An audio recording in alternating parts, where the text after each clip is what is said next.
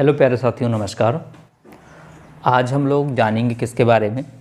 Class 12 के गणित विषय के एक बहुत ही महत्वपूर्ण चैप्टर है जिसका क्या नाम है, रैखिक प्रोग्रामन। तो मेरी बातें ध्यान से अच्छे से समझिएगा, एक एक पॉइंट टू पॉइंट।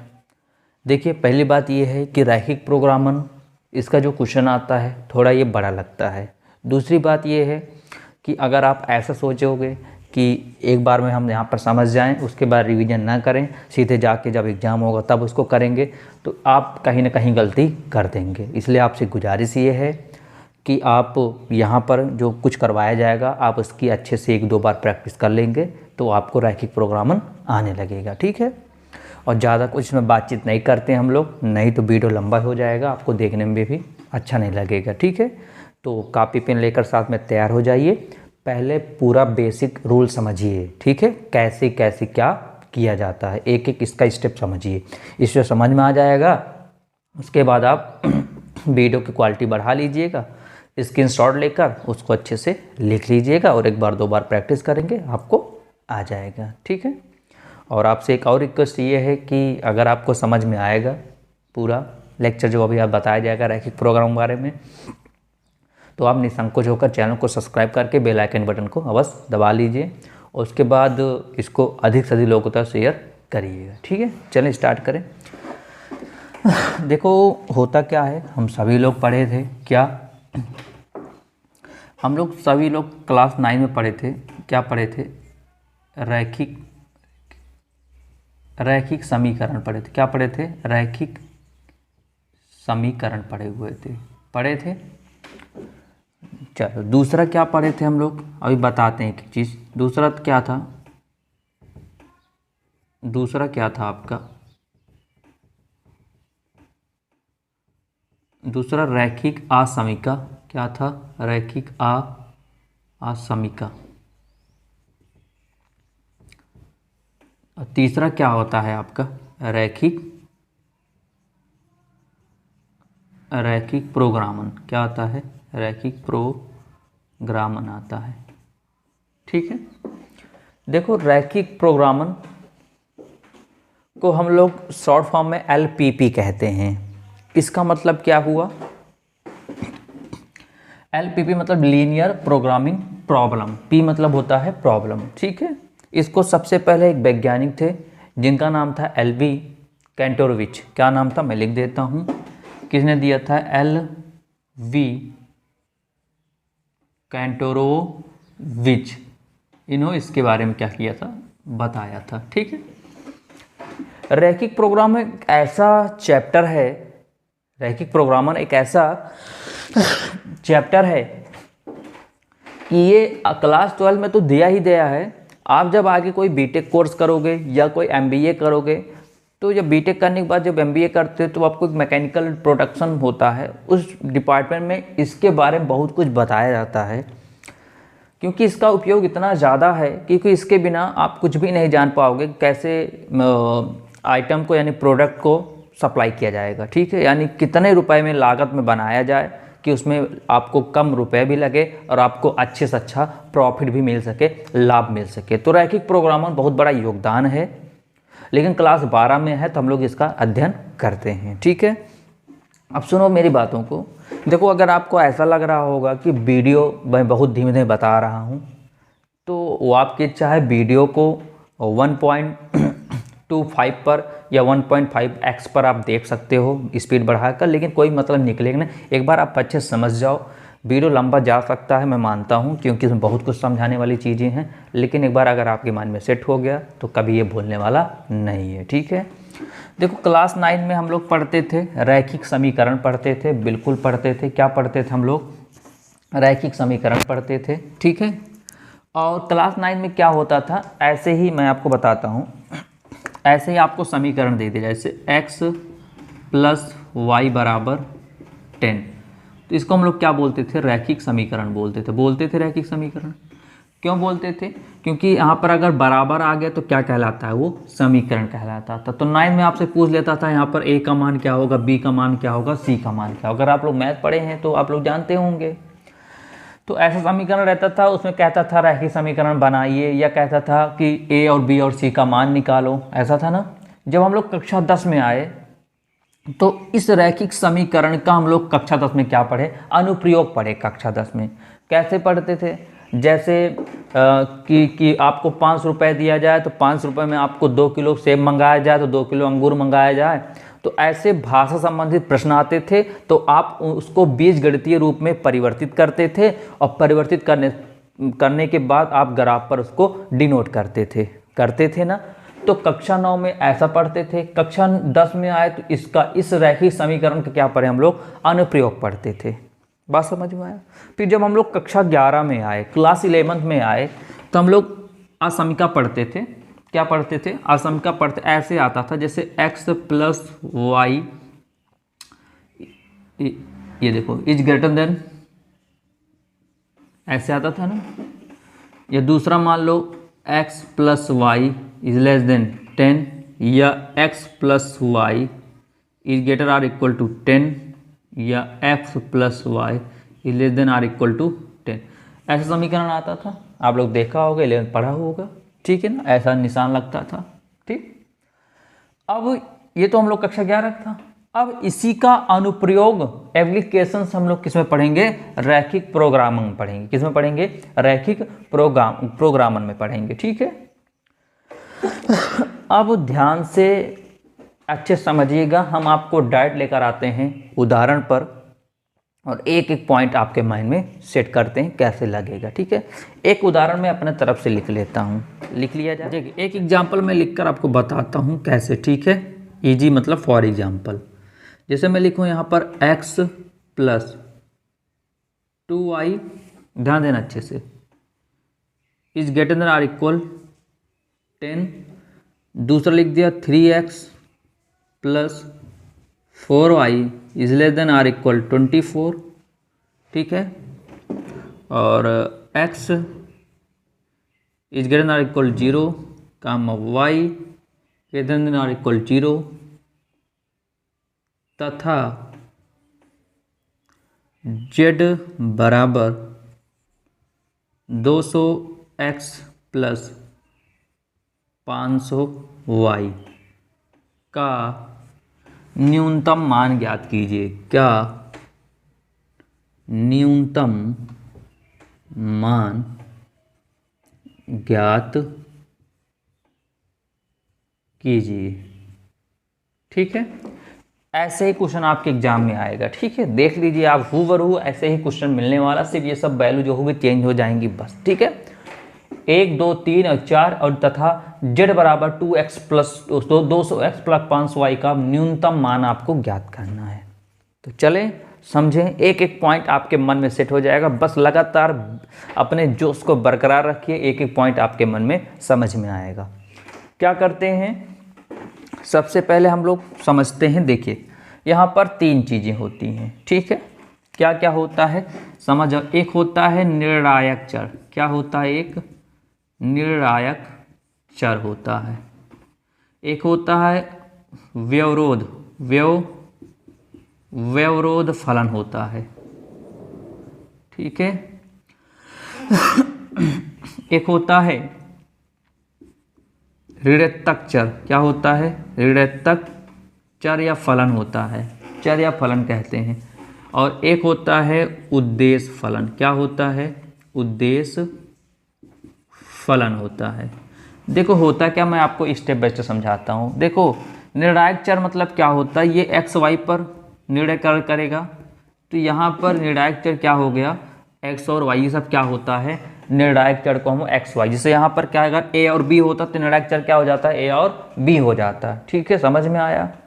आगे व्यवरोध फलन, ये सब, इन सब को, ये जो आप देख पा रहे होगे, इन सब को क्या बोला जाता है, व्यवरोध फलन बोला जाता है। क्योंकि यही केस होता है जो कहीं ना कहीं क्या करता है, व्यवरोध उत्पन्न करता है। इनको बोलते हैं व्यवरोध फलन, ठीक है। इन तीनों के ही बोलते हैं व्यवरोध फलन। और कहीं कहीं या इनको और इनको क्या बोला जाता है, ऋणात्मक चर बोला जाता है। क्या बोला जाता है, ऋणात्मक चर बोला जाता है। ऋणात्मक चर मतलब ये नहीं, कहीं कहीं क्या होते हैं, स्टूडेंट जानते हैं ऋणात्मक मतलब होता है जो ऋण हो, ऋण नहीं, जो नॉन निगेटिव हो, यानी जिसका मान ऋणात्मक ना हो उसको बोला जाता है ऋणात्मक चर बोला जाता है। ठीक है, तो कहीं कहीं पूरा को क्या बोलते हैं, पूरे को विरोध फलन बोलते हैं, या कहीं कहीं इन दोनों को बोला जाता है, इनको क्या कहा जाता है, ये एक्स वाई वाले को जो जीरो वाला है उसको क्या बोलते हैं, ऋणात्मक चर बोला जाता है। ठीक है, अब बचा उद्देश्य फलन क्या होता, तो ये जो जेड वाला हिस्सा दिख रहा है आपको, ये जेड वाला जो हिस्सा दिख रहा है इसको बोलते हैं उद्देश्य फलन, क्योंकि इसी में हम लोग एक्स और वाई का वैल्यू रख कर देखेंगे कि मान न्यूनतम आता है कि अधिकतम आता है, यही उद्देश्य बताता है। ठीक है, समझ में आ गया? कहीं दिक्कत आएगी तो आप वीडियो को तुरंत बैक करिएगा, फिर से देख लीजिएगा। ठीक है, अब आते हैं सॉल्यूशन करते हैं। ठीक है, तो ध्यान दीजिएगा अच्छे से। सॉल्यूशन देखो, ये जो लिखा गया ये वाला हिस्सा z बराबर 2x प्लस 500y, ठीक है, इसको बना लेंगे समीकरण नंबर 1।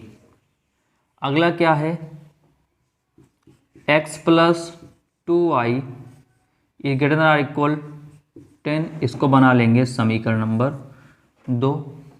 अगला क्या है, 3x है प्लस 4y है इसलिए देन आर इक्वल 24, इसको बना लेंगे समीकरण नंबर 3। ये क्या है अगला, x 0, इसको समीकरण नंबर 4। ये लास्ट वाला क्या है, इसको बना लेंगे समीकरण नंबर 5। इतना आपको पहले बार में करना पड़ेगा। तो क्या पहला स्टेप समझ में आया आपको अच्छे तरीक़े से, मस्त, कोई दिक्कत नहीं आई? क्या बताया गया, इसको पहला, दूसरा, तीसरा, चौथा और पाँचवा। ठीक, अब आगे बढ़ते हैं। अगले में क्या करेंगे, हम लोग समीकरण 1 को छोड़ देंगे, जेड वाले मान को छोड़ दिया करेंगे, समीकरण 2 से आएंगे। तो लिखेंगे समीकरण 2 से, समीकरण 2 से पहले समीकरण बना लेते हैं। तो x प्लस 2y, जब समीकरण बनाएंगे तो यहाँ पर लगा देंगे बराबर, इसको हटा के क्या लगा देंगे, बराबर। तो ये बन गया आपका एक समीकरण। ठीक, अब इसके बाद बनाएंगे एक बॉक्स। क्या बनाएंगे, एक बॉक्स बनाएंगे। बॉक्स में अधिकतम 2 मान आना चाहिए। कितने मान आने चाहिए, x और y के 2 मान। ठीक है, छोटा बड़ा हो सकता है, कोई दिक्कत नहीं इसमें। ठीक है, तो ये x हो गया, ये y हो गया। ठीक है, क्या क्या इसको हटा के बराबर लगा दिए। दूसरा स्टेप क्या करोगे, देखो अगर हम x का मान क्या रखते हैं, 0, अगर x का मान यहाँ 0 रखो तो 2y बराबर 10 हो जाएगा। तो y बराबर कितना हो जाएगा, 2 पंचे 10, कितना आएगा, 5 आएगा। इतना तो समझदार हो ही भाई। अब अगर हम लोग y का मान 0 रखते हैं, लो अगर y का मान 0 रख दे तो ये 0 बन गया, तो x बराबर कितना आया, 10 आया। यहाँ तक बात समझ में आ गई, कोई दिक्कत नहीं आई? अब यहाँ से करते हैं। ठीक है, अब समीकरण किससे, समीकरण 3 से ऐसे ही करते हैं। ठीक है, समीकरण 3 कौन सा है, 3x प्लस का 4y is less than or equal to, अच्छा 24 है, कितना है, 24 है। इसको पहले हम लोग क्या करते हैं, समीकरण बनाते हैं। तो अभी नहीं है, देखो नहीं है ना, तो हम लोग क्या कर देंगे, यहाँ इसको हटा देंगे, यहाँ पर क्या लगा देंगे, बराबर लगा देंगे। तो ये आपका समीकरण तैयार हो गया। ठीक, अब करेंगे क्या, वही पुराना सिस्टम, एक बॉक्स बनाएंगे। क्या बनाएंगे, एक बॉक्स बनाएंगे। ठीक है, और यहाँ पर 2 मान होगा, x और y का 2 मान लिखेंगे। ये x हो गया और ये y हो गया। तो आप देख पा रहे होगे, कोई दिक्कत नहीं, एकदम आराम से रिलैक्स होकर हम लोग पढ़ रहे हैं। शायद आपको समझ में भी आ रहा होगा एक एक पॉइंट। तो चलो, x का मान वही पुरानी कंडीशन, आप कुछ भी रख सकते हो, लेकिन 0 रखने से ये होता है जल्दी से मान सॉल्व हो जाता है और आसान भी हो जाता है। तो x का मान 0 रखो। लो अगर मैं 0 रखा तो 3 शून्य शून्य हो गया, तो बच्चा 4y बराबर 24। तो y का मान निकालोगे तो 4 गुणम कहाँ आएगा, भाग में आ जाएगा। तो 4 छंग 24, 6 आया। अगर y का मान 0 रख दो, लो यहाँ 0 को तो 0 हो जाएगा, बचेगा 3x बराबर 24। 3 गुणम इधर भाग में, तो 3 8 24, कितना आ जाएगा, 8 आ जाएगा। तो यहाँ पर आपको समझ में पूरी बातें आ गई। शायद आपको कोई प्रॉब्लम नहीं आ रही होगी। समझ में आया क्या क्या किया गया। समीकरण 2 को बराबर करके 0 रखा, x 0 रखा तो y 5 आया। और y0 रखा तो x10 आया, यहाँ पर x0 रखा तो y6 आया, तो y0 रखा तो 8 आया x का मान। भाई रखोगे यहाँ 0 तो 3 शून्य हम शून्य हो गया, शून्य हट नहीं लिखते हैं, बचा 4y बराबर 24, तो y निकाल लोगे तो 24, तो 4 गुणा में दारा भाग में, तो 4 छंग 24 तो वही तो आया, 0 रखा तो 6 आ गया। तो कोई दिक्कत यहाँ पर आपको नहीं आई होगी, समझ में आया। अब आगे हम लोग क्या करते हैं, डायग्राम बनाते हैं इनका, ठीक है। इनका चित्र हम लोग कैसे बनाएंगे, तो अधिकतर इनका चित्र प्रथम चतुर्थांश में ही बनता है, ठीक है। क्या बनेगा, प्रथम चतुर्थांश में ही क्या करेगा, बनेगा। अब ये चित्र आपका मेन होता है, चित्र आप समझ जाओगे तो शायद कोई प्रॉब्लम आपको होने वाली नहीं है। तो कैसे, चलिए ध्यान दीजिए, देखिए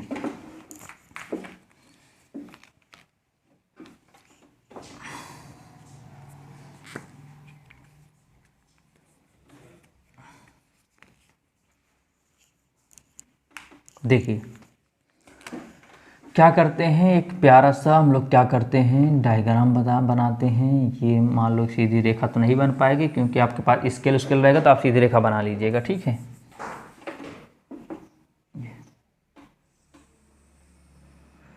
आप सभी लोग जानते हो ये वाला हिस्सा जो होता है इसको बोलते हैं x, ये वाला हिस्सा होता है इसको बोलते हैं y, ठीक है। ठीक, बीच वाला हिस्सा क्या होता है, 0, क्या होता है, ये 0 होता है, ठीक। अब देखो 0 से 10, 0 से 8 10, हम लोग क्या करते हैं ना, हम लोग ऐसा क्रम बनाते हैं। देखो सबसे अधिक संख्या 10 दिख रही है ना, यहाँ पर 8 दिख रही है, तो हम लोग ऐसा बनाते हैं, 10-10 के वर्ग अंतराल बनाते हैं। जैसे 0 से क्या बनाया यहाँ पर मान लो हमने क्या बनाया, ये 10 हो गया, और यहाँ पर क्या बना दिया हमने, यहाँ पर 20 बना दिया इस तरह। तो यहाँ पर हमने क्या बना दिया, यहाँ पर हमने 10 बना दिया, और यहाँ पर हमने क्या बना दिया, यहाँ हमने 20 बना दिया। देखो 10-10 का हमने ऐसे बना दिया, कोई दिक्कत नहीं है। अब बस इनको दिखाएं हम लोग, कैसे दिखाएंगे, x 0 है, देखो यही तो है x वाला, तो ये 0 हो गया, ये वाला बिंदु 0 हो गया। y कितना है, 5 है, तो y वाली लाइन ये है, तो अगर ये 10 है तो 5 यहीं कहीं आएगा। मान लो चलो यहाँ 5 आ गया, मान लेते हैं यहाँ पर क्या आ गया, 5 आ गया, ठीक है। भाई जाहिर सी बात है, x वाला कह रहा 0 तो ये 0 हो गया, y वाला 5 कह रहा तो y वाला ये 5 हो गया, क्योंकि 10 से 10 के 5 यहाँ आएगा, 5, 10, 15, 20 ऐसे आया होगा तो 5 यहाँ आ गया। चलो पहला हो गया। अगला देखो y 5 कह रहा है, अच्छा पहला हो गया। दूसरा देखो x 10 कह रहा है, x वाला 10 ये कह, देखो x सही तो है, 10 ये कह रहा है, ये हुआ। y कितना कह रहा है, 0। तो क्या मिला आपको, कुछ समझ में आया। अब ग्राफ तो बना ही लोगे, फिर देखो आराम से, x 0 है तो ये लाइन देखो ध्यान से, x सही तो 0 मिल गया। y 5 हमने क्या किया, y 5 मिला, तो 0 का 5 ही मिलेगा आपको, ये पहला बिंदु ये मिला 0 और 5 यहाँ मिल गया, ये ऐसे ये मिल गया, ठीक है, समझ में आया। अच्छा दूसरा क्या है, x 10 कह रहा है, दूसरा में x का मान ये है 10 का 10 ये थी, 10 हो गया, और y कितना कह रहा है, 0। देखो y कितना कह रहा है, 0, तो 0 ये हो गया, 10 ये, क्या करेंगे, अगला बिंदु ये मिला, ये मिला, इसको क्या करेंगे, आपस में मिला देंगे। तो क्या करेंगे, ऐसे हम लोग, देखो तिरछा जा सकता है हमारा, आप लोग स्केल से बनाएंगे तो आपका परफेक्ट बनेगा, ठीक है।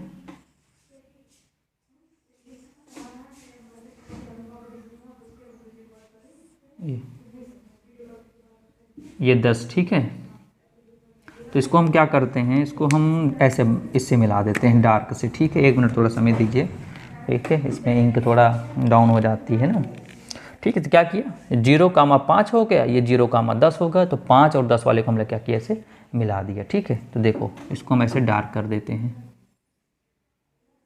समझाने के लिए, ये ठीक है, हो गया। चलो तो ये मिला आपको। अगर इसमें आ जाओ तो x 0, तो x लाइन ये 0 हो गया, y 6, तो देखो y 6 तो यही मिलेगा, ये 5 मिला तो कहीं ना कहीं 6 यहाँ मिलेगा, मान लो यहाँ मिल गया 6, मान लो यहाँ मिल गया 6, मिल गया 6। अगला क्या, x 8, तो 10 यहाँ है तो 8x का कहीं यहाँ मिलेगा, तो मान लेते हैं x का 8 यहाँ मिल जाएगा, और y 0 तो 0 ये है, तो देखो ये बिंदु मिल गया, इनको आपस मिला दोगे, इनको जब आपस मिलाओगे तो कुछ इस तरह मिलेंगे। ये समझ में आया सबको, तो कोई दिक्कत नहीं है, इनको बढ़ा चढ़ा के लिख सकते हो ऐसे, मतलब बढ़ा चढ़ा के आगे बढ़ा सकते हो, तो शायद कोई दिक्कत आपको नहीं आई होंगी, ठीक है। समझ में आ गया एक एक पॉइंट टू पॉइंट। चलो समीकरण यहाँ लिख देते हैं, कौन किसका समीकरण का था। देखो ये वाला पहला क्या था, 0 और 5 वाला, 0 5 वाला ही तो है, 10 और 5 ये तो है क्या, x प्लस कितना, ये वाला है ना, ये वाला सॉरी ये वाला है कितना, x प्लस 2i, ये ऐसे लिखेंगे बराबर का कीजिए क्योंकि यही तो था ना, इसको तो बनाया गया तो ये लिखा जाएगा, ठीक है। अच्छा ये वाला क्या था, 6 वाला, देखो ये कितना था, 8 और कितना था, 8 और 6 वाला था ना, तो कौन सा था, ये वाला समीकरण था। तो 3x plus 4y equal to कितना हो गया, 24 हो गया, ठीक है। शायद कोई दिक्कत नहीं आई होगी, समझ में आया। अब देखो करते क्या हैं, देखना ध्यान से, अब यही समझना है आप लोगों को। अब आते हैं यहाँ पर, ध्यान दीजिएगा, देखो समीकरण 2 और 3, देखो समीकरण 2 से, समीकरण 2 क्या लिख लो एक बार, क्या है, x plus 2i less than 10। आप देखो x का मान 0 या 0 से बड़ा, ये तो है, यानी x का मान अगर 0 रखें तो यहाँ पर 0 रखें और y का भी मान 0 रखें। देखो यहाँ पर लिखा है ना, x का मान 0, y का मान 0, तो अगर यहाँ पर 0 लिखते हैं और यहाँ पर y की जगह 0 लिखते हैं तो कितना आया बताओ, ये पूरा 0 हो जाएगा। तो आपको इतना मिला इतना ना। अब ऐसे ही समीकरण किस पे, ऐसे ही समीकरण 3 से, तीनों लिख लेते हैं, क्या है, 3x है प्लस 4y है इस लेस देन आर इक्वल 24। तो अच्छा अगर देखो यहाँ पर भी x का मान अगर 0 रखें, y का मान अगर 0 रखें तो ये 0 और ये प्लस 4 शून्य शून्य भी 0 हो जाएगा। तो कितना मिलेगा आपको, ये मिलेगा 24। इतना बात समझ में आया, कोई दिक्कत। अब बताओ क्या ये सत्य है, आप देखो क्या ये सत्य है, कभी भी देखो यहाँ पर 10 का मान क्या 0 से कभी छोटा होता है, भैया 0 हमेशा छोटा होता है, 10 बड़ा होता है, लेकिन यहाँ पर देखो गलत है ना, ये प्रतिबंध क्या सही है, आप कहोगे सर ये गलत है। गलत क्यों है, क्योंकि देखो ध्यान से, देखो इसमें 10 को छोटा दिखाया गया है, 0 को बड़ा दिखाया गया है। देखो 10 का मान 0 के बराबर तो हो सकता है, वो तो सही है, लेकिन क्या ये प्रतिबंध इसके तरफ मुंह खुला, क्या 0 कभी 10 से बड़ा होता नहीं होता है ना, तो गलत है ना। जब गलत होता है तो किस समीकरण के लिए है, पहले समीकरण के लिए। तो पहले वाली लाइन देखो कौन सी, पहली लाइन ये है ना, जब पहली वाली लाइन ये होती है तो हमेशा इसका जो ग्राफ बनेगा हमेशा कहाँ बनेगा, ऊपर की ओर बनेगा, यानी बाहर की ओर बनेगा। कहाँ बनेगा, बाहर की ओर। बात को समझो अच्छे से, क्या बताया गया कि कभी भी अगर ये जो कंडीशन दी गई है, अगर x जगह 0 y जगह 0 रखा तो इतना आया, तो क्या बताओ 10 बड़ा है 0 छोटा है, लेकिन यहाँ पर उल्टा लिखा है ना, यहाँ पर किसके तरफ मुंह खुला है, 0 की तरफ मुंह खुला है। तो 0 क्या है, बड़ा है, 10 क्या छोटा। हम सभी लोग जानते हैं ऐसा कभी नहीं होता, 10 हमेशा बड़ा होता, 0 छोटा होता, लेकिन यहाँ पर उल्टा लिखा है, गलत लिखा है ना। जब गलत लिखा होता है तो हमेशा प्रथम समीकरण की जो लाइन है ना, ये वाली, इसमें जो ग्राफ बनेगा ऊपर की ओर बनेगा। तो हम लोग ऐसे दिखा देते हैं, देखो ये प्रथम समीकरण हित लाइन है, ये वाली यही तो लाइन है, ये वाली देखो। तो ग्राफ हम लोग ऐसे ऐसे दिखा दिया, ये ऐसे ऊपर की ओर है तो हमने ऐसे तीर दिखा दिया, मतलब ऐसे हमने ऐसे तीर लगा दिया। इसका मतलब क्या है, इसका जो ग्राफ बनेगा वो कैसे बनेगा, सभी ग्राफ कैसे बनेगा, ऊपर की ओर बनेगा। समझ में आ गया। ये देखो ये बिल्कुल सही है। 24 देखो नीचे बराबर निशान देखो, 24 0 के बराबर हो सकता है, वो बिल्कुल सही है। और देखो 24 क्या है, बड़ा है किससे, 0 से। ये कंडीशन एकदम बिल्कुल सही है। किसके लिए सही हो रही है, समीकरण नंबर 3 वाले के लिए। और 3 वाला देखो कहाँ पर है, देखो तीनों ही तो रेखा है। इसका मतलब इसका ग्राफ कैसे बनेगा, आप तुरंत बता लोगे सर इसका ग्राफ कहाँ बनेगा, नीचे की ओर बनेगा, भीतर की ओर बनेगा। तो हम लोग क्या करेंगे, ऐसे इनको ऐसे तीर कहाँ लगा देंगे, नीचे की ओर लगा देंगे। तो मुझे बताइए क्या इतनी बातें आपको समझ में आई, समझ में आया। अरे भाई आप साफ साफ देख सकते हो कि कभी भी 0 बड़ा नहीं होता 10 से, तो गलत है। तो गलत है तो ग्राफ हमेशा कहाँ बनेगा, ऊपर को। और किसका बनेगा, समीकरण 2 वाला जो बनाए थे, समीकरण 2 वाली जो रेखा बनाए थे। देखो रेखा समीकरण यही तो 2 है, देखो मैंने लिखा है ना यहाँ पर। इसका मतलब इसका ग्राफ देखो कहाँ बना रहे हैं, ऊपर की ओर। ये देखो ये समीकरण 3 के लिए ये वाला प्रतिबंध बिल्कुल सही आ रहा है। हमने 0 रखा, देखो सही आ रहा है। क्या 24 बड़ा होता है 0 से, और 0 बराबर भी हो सकता है, और बड़ा भी तो है, बिल्कुल सही है। सही होगा तो हमेशा ग्राफ कहाँ बनेगा, भीतर की ओर बनेगा। देखो ये लाइन कहाँ दिखी, ये वाली दिखी, ये देखो समीकरण मैंने लिखा भी है। ये लाइन किस समीकरण की है, इस ये वाली जो लाइन दिख रहे हो किस समीकरण, 3x + 4y ≤ 24, ये तो है। इसका इस लाइन कहाँ बनेगा, नीचे की ओर, भीतर की ओर बनेगा। समझ में आया। अच्छा आगे देखो ध्यान से,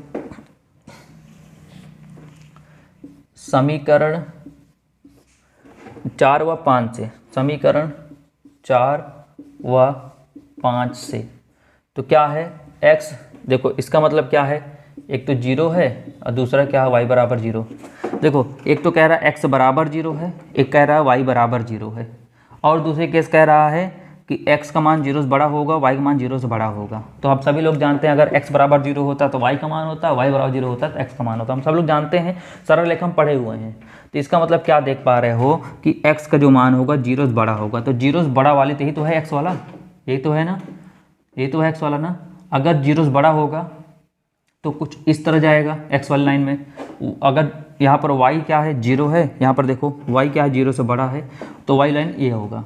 बात समझे, कहने का मतलब ये है कि अगर x बराबर 0 कह रहा है तो y का मान देखोगे, y बराबर 0 कह रहा है तो x का मान देखोगे, और दोनों क्या होगा 0 से बड़ा होगा। तो देखो ये लाइन कौन सी है, x वाली है ना, x वाली है, तो x बराबर 0 तो y का मान देखो, तो y का मान ऊपर जाओगे तो बढ़ता है ना, तो इसका मतलब क्या है, इसका मतलब ये है कि ये ग्राफ कैसा बनेगा, इनका ऊपर की ओर बनेगा। नहीं समझे, फिर समझो अच्छे से। अगर मैं ऐसे आपसे कहूँ कि अगर x बराबर 0 हो तो y का मान देखोगे, अगर y बराबर 0 है तो x का मान देखोगे। अगर x बराबर 0 है तो आपको y का मान देखना है कि 0 से बड़ा, तो बताओ ऊपर जाओगे तो बढ़ता जाएगा मान, तो इनका ग्राफ कैसे बनेगा, ऊपर की ओर बनेगा, y वाला, ठीक है। अच्छा y बराबर 0 है तो किसको देखोगे, x का मान, और x का मान क्या कह रहा है 0 से बड़ा, तो बताओ इधर चलोगे तो x का मान बढ़ेगा ना, इधर चलोगे तो घटेगा, इधर चलोगे तो बढ़ेगा। भाई देखो 0 फिर 1 2 फिर 3 4 5 6, तो इधर बढ़ना है, तो कैसे बनाएंगे इनका ग्राफ, इनका इस तरह बनेगा, यानी ग्राफ इनका इस तरह होगा। समझ में आ गया, बिल्कुल रिलैक्स हो जाइए, फिर से मैं बताता हूँ एकदम आसान से, ठीक है, बार बार बता रहा हूँ, ये चीज़ बता रहे हैं। देखो ये दोनों तो बात समझ में आ गया आपको, ठीक है, ऊपर नीचे यहाँ पर समझना है, x बराबर 0 है तो y को देखना है आपको, और y का मान क्या कह रहा है 0 से बड़ा होना चाहिए। तो बताओ y कहाँ पर बड़ा होता है, देखो अगर मैं आपको ओरली समझाऊँ, देखो ये हो गया, ये हो गया, ये x होता है, ये y होता है, इधर चलोगे तो +1 +2 +3 +4, इधर चलोगे -1 -2 -3, इधर चलोगे तो -1 -2 -3, इधर चलोगे +1 +2 +3, सब +3 है, ठीक है। अच्छा बताओ अगर मैं कहूँ कि x बराबर 0 तो y का मान देखो, और y का मान क्या है 0 से बड़ा कह रहा है यहाँ पर, तो बताओ y का मान 0 से बड़ा कब होगा, आप कहोगे सर y का मान 0 से बड़ा तभी होगा जब आप ऊपर की ओर चलेंगे तो y का मान बढ़ता जाएगा, 0 से बड़ा होता जाएगा। तो वही तो लिखा गया, देखो ये y वाला पूछ रहा था तो x वाला देखिए, देखो ये देखो ऊपर की ओर दिखा ना। अच्छा y बराबर 0 कहोगे तो x का मान देखना पड़ेगा, तो x का मान क्या है 0 से बड़ा, तो बताओ x वाला क्या है, सर आप कहोगे अगर मैं इधर चलूँगा x की तरफ, ये लाइन x वाली, इधर चलूँगा तो 0 फिर 1 फिर 2 फिर 3 फिर 4, इधर चलेंगे सर इनका ग्राफ कुछ इस तरह बनेगा, इनका ग्राफ कुछ इस तरह बनेगा सर, और y वाला कुछ ग्राफ सर इनका ग्राफ इस तरह बनेगा ऊपर की ओर। अब बात समझ में आया, तो इस तरह ग्राफ दिखाने में ना बहुत माथा पच्ची हो जाती है, बहुत कुछ इसमें दिक्कत हो जाती है, इसलिए हम लोग सिंपल से ऐसे तीर दिखा दिए हैं बस। समझ में आया, अब चलो अब पूरी बातें समझो अच्छे से। इतना बात क्लियर हो गया होगा, समझो आप अपने क्वेश्चन का 80% क्वेश्चन यहाँ पर जो सॉल्यूशन है सॉल्व कर चुके हैं, 80% बात समझ में आ रहा है। अब यहाँ पर कोई दिक्कत नहीं आएगी, कहीं दिक्कत आएगी तो आप वीडियो को 1 बार 2 बार 3 बार देख लेंगे, समझ में आ जाएगा। अच्छा अब चलें समझाएं, देखो इस तरह हम लोग क्यों बनाए हुए हैं पता है, देखो अभी मैं ग्राफ दिखाता, देखो कितना खतरनाक ग्राफ बन जाता, दिखाएं आपको, अभी ऐसे लाइन लाइन करके कितना खतरनाक ग्राफ बनता। देखो यहाँ पर कितना 2 बिंदु यहाँ कट कर रहा होगा ना, देखो ये ऐसे, तो हम लोग ऐसे इनको दिखा दिए, ठीक, उसके बाद ये ऐसे कट कर रहा है, तो ये ऐसे ही कट कर रहा है, देखो ऐसे तो है ना, तो ये ऐसे, देखो कैसे कितना खतरनाक अभी ग्राफ बनेगा, आप समझ नहीं पाओगे कहाँ पर कौन सा बिंदु मिलेगा, ठीक है। देखो मैंने कहा कि ये वाला ऊपर की ओर है, तो ये देखो, अब देखना ध्यान से, इसीलिए इस तरह ही बताते हैं, इसलिए बहुत प्रॉब्लम होती है बाद में। ये हो गया, ठीक है, ये वाला नीचे की ओर बन रहा है, इसको थोड़ा नीचे ऐसे बना देते हैं,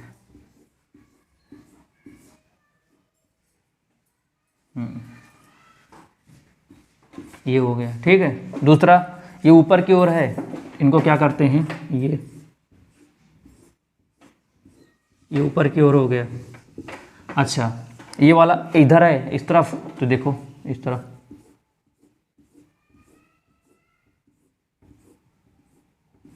आप देख पा रहे हो इस तरह बनता। तो क्या समझ पा रहे बताओ, कुछ समझ पा रहा है, नहीं आ रहा है, इस तरह बेटर है। अब अगर मैं पूछूं इसमें तो कौन सा भाग सुसंगत क्षेत्रफल है कि जो सब में उभयनिष्ठ मिल रहा है, तो आप बता ही नहीं पाओगे। उभयनिष्ठ मतलब कि ऐसा इस पूरे चित्र में ऐसा कौन सा भाग है जो आपको उभयनिष्ठ दिख रहा होगा। उभयनिष्ठ मतलब ये होता है कि जो सब में ग्राफ अगर खींच रहे हैं तो सब में सब उस क्षेत्रफल को सब मतलब आर पार करते हुए चले जा रहे हैं। तो इसमें पता लग पा रहा नहीं, पता लग पा रहा है ना, इसलिए हम लोग ऐसा नहीं बनाते, एकदम सिंपल इस तरह बनाते हैं। बात समझ में आया। अब चलो ध्यान देखो, अच्छे से चीज़ें समझो ध्यान से। अब यहाँ पर दो चार चीज़ें आती हैं, मैं लिखता हूँ नाम स्टेप बाय स्टेप क्या क्या आता है। देखो एक आता है आपका सुसंगत क्षेत्रफल, सुसंगत क्षेत्रफल। दूसरा आता है असंगत, असुसंगत क्षेत्रफल, असुसंगत क्षेत्रफल। दूसरा और तीसरा जो आता है वो आता है असंगत बिंदु। क्या आता है, असंगत बिंदु आता है। अगला जो क्या आता है, कोणीय बिंदु। क्या आता है, कोणीय बिंदु आता है, ठीक है। अगला आता है इष्टतम मान। क्या आता है, इष्टतम मान। क्या आता है, इष्टतम मान, ठीक है। ये इसी को हम लोग क्या बोलते हैं, एक बोलते हैं अधिकतम मान, एक होता है न्यूनतम मान। इष्टतम मान को हम लोग ऑप्टिकल पॉइंट भी कहते हैं, ठीक है। सुनो ध्यान से क्या होता है। सुसंगत क्षेत्रफल मतलब आप देखो ऐसा कोई एरिया मुझे बताओ जो सब में उभयनिष्ठ आ रहा हो, मतलब हर तरफ से अगर मैं ग्राफ खींच रहा हूँ तो उभयनिष्ठ आ रहा। अब मेरी बातें ध्यान सुनिएगा। देखो अगर मैं ऐसे इस ग्राफ को ऐसे ऐसे खींचूँ, ये जो लाइन आप देख रहे हो ये वाली 2x+2 वाली, अगर मैं ऐसे ऐसे खींचूँगा तो आप कुछ देखोगे। क्या देखोगे, यहाँ पर ये वाला एरिया देखो, ये जो एरिया बन रहा है ये वाला, इसको क्या कर रहे हैं, सभी लोग ऐसे आ रहे हैं। अच्छा अगर इस लाइन से मैं ग्राफ खींचूंगा तो ये देखो तब भी ये वाला एरिया मिला ना, ये वाला एरिया मिला। अगर मैं ऐसे ऐसे ऐसे ऐसे ऐसे ऐसे खींचूंगा तब भी ये वाला एरिया मिला। अगर मैं ऐसे ऐसे ऐसे ऐसे ऐसे खींचूंगा तब भी ये वाला एरिया आपको मिलेगा। इसका मतलब ये क्या है, उभयनिष्ठ क्षेत्रफल है, उभयनिष्ठ क्षेत्रफल है। आप कहोगे सर इसको भी काट रहा है, इसको कहाँ काट रहा है भाई, ये वाला कहाँ आ रहा है। देखो ये देखो हमने ऐसे ऐसे ऐसे ऐसे किया, देखो हमने ऐसे ऐसे ऐसे ऐसे किया तो देखो यहीं से ये अलग हो गया। देखो यहीं से ये अलग हो गया, ये तो पूरा एरिया खाली हो गया ना, क्योंकि ये ऊपर की ओर है और ये वाला क्या है नीचे, तो ये तो पूरा एरिया खाली हो गया ना। तो ये कहाँ सुसंगत क्षेत्रफल हुआ। सुसंगत क्षेत्र मतलब जो क्या है, मतलब सभी ग्राफ में ऐसा एरिया जो सभी में क्या कर रहा है, ग्राफ में क्या कर रहा है, सबसे ज़्यादा लाइनें खींची जा रही हैं। तो बात समझ में आया। तो ये मतलब ये क्या एरिया, ये कौन सा एरिया हो गया आपका, ये एरिया कौन सा हो गया आपका, सुसंगत क्षेत्रफल हो गया। असुसंगत क्षेत्रफल क्या होता है, जो ये सब एरिया देख रहे हो, ये एरिया देख रहे हो, ये वाली एरिया देख रहे हो, ये सब जो ये देख रहे हो, ये सब क्या कहलाता है, असुसंगत क्षेत्रफल कहलाता है, ठीक है। असंगत बिंदु क्या होता है, असंगत बिंदु मतलब ये होता है जैसे हमने यहाँ पर एक बिंदु खींच दिया, लो हमने ग्राफ से बाहर खींच दिया, इसको बोलते हैं असंगत बिंदु बोलते हैं, ठीक है। कोणीय बिंदु क्या होते हैं, तो आप देखो एक प्रकार के एक कोण का निर्माण कर रहा है, तो कोणीय बिंदु क्या होते हैं, देखो ये 0 था, ये 0 था, 0 से क्या था, यहाँ पर देखो 0 से क्या था, ये 5 था, 0 से क्या था 5 था, ये क्या था 10 था, ठीक था। तो यहाँ पर क्या लिख दोगे, 0, क्या था 5 था, तो 0,5 हो गया। इसको थोड़ा अच्छे से लिख दिया जा रहा है, इसको बोलते हैं कोणीय बिंदु, ठीक है। 0,5 हो गया। ये बिंदु कौन था, यहाँ से 8 था, यहाँ से 6 था, तो क्या हो गया 0,6 हो गया।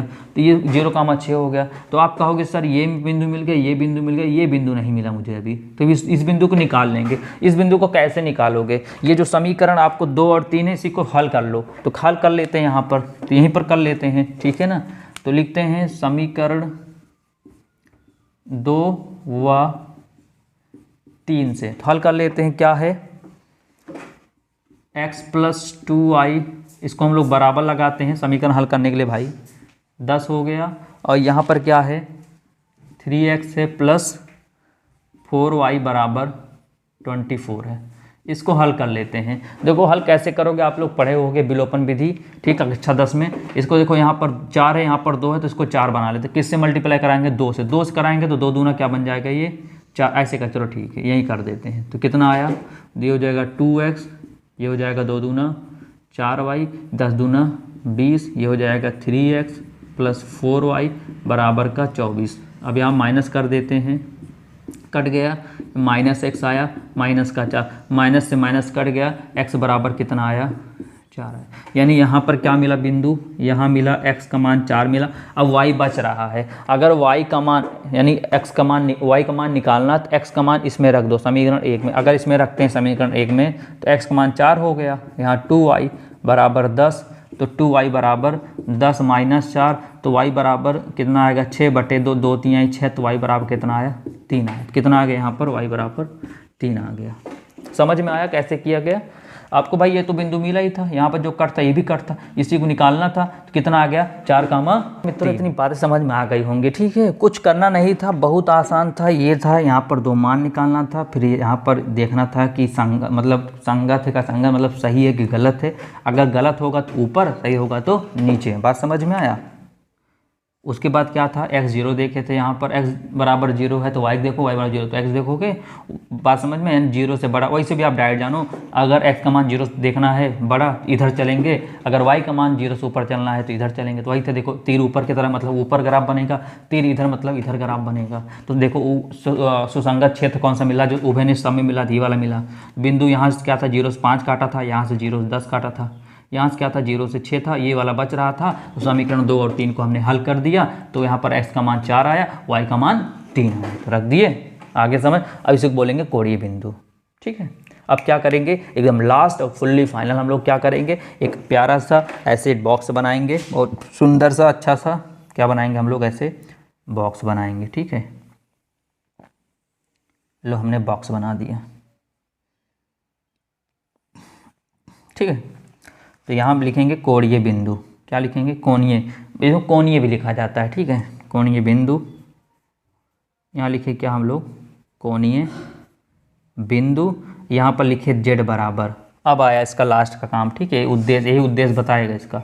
200x प्लस कितना लिख दिए हम लोग यहाँ पर, प्लस 500, कितना, प्लस 500y, ठीक है। अब देखते हैं, तो a, इसको देखो a मान लेते हैं, इसको हम लोग a, इसको b, इसको c। a कितना है 0,5, b कितना है 0,6 और c कितना है 4,3, ठीक है। तो एक काम करते हैं, मान रखते हैं। देखो ध्यान से, अगर x जगह 0 रखोगे, देखो x जगह 0 रखो तो ये हो गया पूरा 0।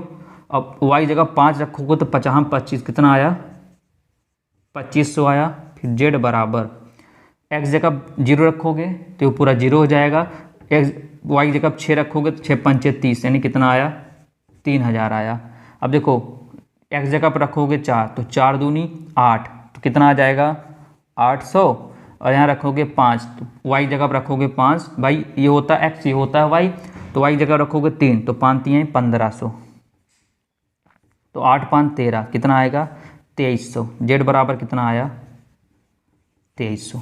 इतना बात समझ में आया। अब देखो आपसे पूछ क्या रहा है, आपसे पूछ रहा था न्यूनतम मान। तो बताओ सबसे न्यूनतम मान किसका दिख रहा है, तो आपको दिख रहा होगा ये वाला हिस्सा। तो ये क्या हो गया, आपका न्यूनतम मान हो गया। क्या हो गया, न्यूनतम मान हो गया। यानी क्या, यानी x4 और 3 वाले पर क्या है, आपका न्यूनतम मान हो गया। बात समझ में आ गया। ये होता है पूरा क्वेश्चन लगाने का एक सिस्टम होता है, ठीक है। तो अगर मान लो आपसे पूछ ले सुसंगत क्षेत्रफल क्या होगा, तो आप लिख दोगे ABC से जो घिरा क्षेत्रफल क्या है, आपका सुसंगत क्षेत्रफल हो गया, ठीक है। मान लो आपका पूछ ले कोणीय बिंदु क्या होता है, तो A और BC जो ABC जो बिंदु है क्या कहलाता है, आपका कोणीय बिंदु कहलाता है, ठीक है। मान लो कभी कभी ऐसे आता है, मान लो यहाँ भी 3000 हो सकता है, यहाँ भी 3000 हो जाए। मान लो सपोज दिल के लिए यहाँ 2300 है, 3000 की जगह पे यहाँ भी क्या आ जाए, 2300 आ जाए, 2300 यहाँ भी आ जाए। तो किसको बताओगे न्यूनतम मान, क्योंकि यहाँ भी न्यूनतम मान पूछ रहा है, तो किसको बताओगे। क्या इसको बताओगे तो इसको छोड़ोगे, क्या इसको बताओगे इसको छोड़ोगे, किसी को छोड़ना नहीं। आप बोलोगे क्या कि बिंदु 0,6 बी पर तथा बिंदु सी 4,3 पर न्यूनतम मान है तथा क्या, तथा बी और सी है ना, बी और सी के मध्य प्रत्येक बिंदु पर इसका मान न्यूनतम होगा। ऐसे लिखना पड़ेगा, बात समझ में। क्योंकि देखो बी का भी मान 23 है, सी का मान 23, तो लिख दो बी तथा सी पर न्यूनतम मान है और बी और सी के मध्य प्रत्येक बिंदु पर क्या है, 2300 न्यूनतम मान है। इस तरह लिखा जाता है, बात समझ में आया। तो यहाँ पर कितना था, 3000 था। तो ऐसे ही अगर मान लो ये 3000 हो जाए, ये भी 3000 हो जाता, और यहाँ से क्या पूछ ले, अधिकतम मान पूछ ले तो क्या लिखोगे, बी और सी पर अधिकतम मान 3000 है और बी और सी के मध्य प्रत्येक बिंदु पर अधिकतम मान 3000 है। तो उम्मीद करते हैं आपको समझ में आ गया होगा, मस्त तरीके से लाजवाब। कहीं पर अगर समस्याएं आती हैं तो बिल्कुल आप कमेंट करिएगा, आपको और भी सारे जो भी इस टाइप के क्वेश्चन बनते हैं सब आपको बता दिए जाएंगे। पर यह है कि पहला क्वेश्चन है तो आप धीरे धीरे एक एक क्वेश्चन को अच्छे से समझिएगा और हर एक टाइप के, इसमें 3 टाइप का क्वेश्चन बनता है, हम तीनों टाइप का क्वेश्चन क्या करेंगे आपको बता देंगे ताकि आपके एग्जाम में आपका नंबर कटने ना पाए। देखो कितना आसान, ज़्यादा दिक्कत नहीं है, बस केवल ये चीज़ समझना, ये चीज़ मैं आपको अच्छे से बता दिया हूँ, कोई दिक्कत नहीं आएगी।